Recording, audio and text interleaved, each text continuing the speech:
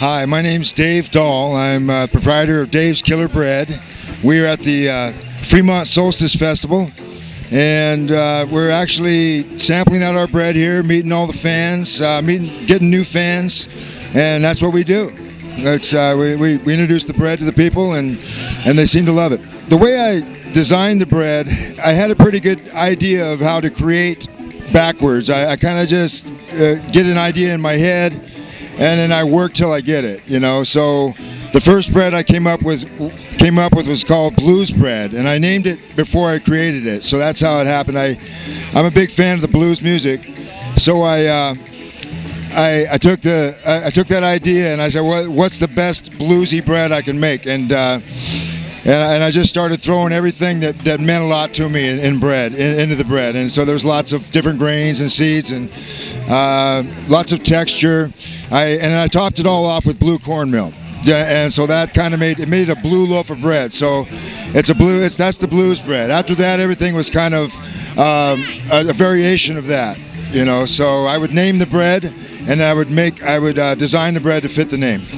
I'm a production baker because my dad is a baker from way back. Was a baker from way back. He had his own bakery that I grew up in. He started the bakery in about the mid-50s, and so I grew up in the family bakery. I spent about 20 years. Well, you know, from the time I was 9 years old to the time I was about 20, 21, I was working in the bakery. But I had some issues with depression and stuff, and I started doing drugs and started. After a while, I went to prison in my 20s. I went to prison 4 times because I was a druggie. You know, I was trying to figure out who I was, and I took drugs for all those, basically 20 years, and 15 of that was in prison. So I wasn't a very successful drug addict. You know, the 4th time I went to prison, I did 7.5 years. About in the middle of that, I had a little epiphany. And I wouldn't call it a little epiphany. It was a major transformation. And I didn't really think about making bread, but I started thinking that I could do anything. So I just decided when I got out that I'm going to go back and do some unfinished business, finish some unfinished business. And my dad would have been real proud of that. But like I said, I'm a production baker, and that's what I decided to do, was create some breads that we could make in production. And beat the big guys a little bit, push them around. When I was designing this bread, I wasn't thinking about making something that would fit into a certain budget, that we could sell for a certain price. I was just like, how are we going to make the very best bread?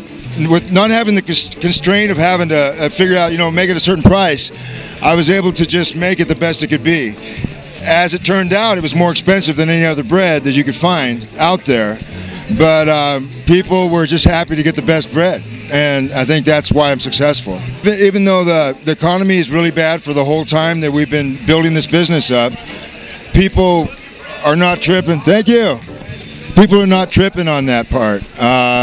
It's like, okay, I'm not going to buy the $20,000, you know, whatever, but I am going to buy a $5 loaf of bread. Because I'm going to get a lot of enjoyment out of it, so you know it's worth it to them. What do I do with all my money? Well, I don't go to the soup kitchens anymore. I don't eat prison food. I eat really good food. Right now, most of my money goes right back into the business. That's if you think about. And you know, this is a family business. I got to mention that too. My brother and my nephew are my partners. So what we do is we're living comfortably, but our money is mainly going back into supporting our growth. The cost of growing a business is ridiculous. It costs you a lot of money to get the money back. So we're conservative about pulling money out of the business right now. We give back in several ways. We give to charities. We give money to charities by doing events in our healthy bread store that we have in Portland. We have a little outlet store where people, it's very popular. And what we do is we just take half of our proceeds for a week and we give it to a certain charity like the Oregon Food Bank or Project Pooch, special charities that we care about. And that comes out to, you know, quite a bit of money for them, and we like doing that.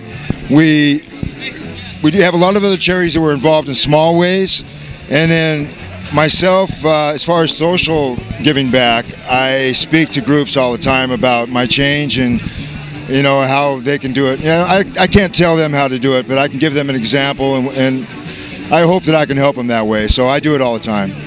I go out and speak to prison groups. I go to little grade schools, high schools, and lots of little business groups. In 5 years, I would like to be able to relax, have the bread still be just as successful, to be able to get it to everybody who wants it, because people want it in so many different areas, like other parts of the country and stuff. I'd like to be able to find a way to do that. I just want to be happy. I think more than anything, I mean, if it all came crashing down, I want to be okay with me.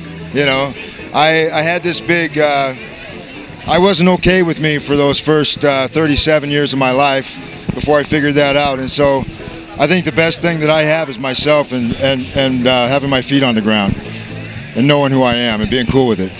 This is the new coloring book we just made. We designed these, of course, for the kids, but I find them right on my reading level, so I think that they're pretty cool in that regard too. It tells the story in a kind of a kid-friendly version. If you know my story, you know that it's not really that kid-friendly. Not if you get to the details. But the ideas are kid-friendly. They're people-friendly.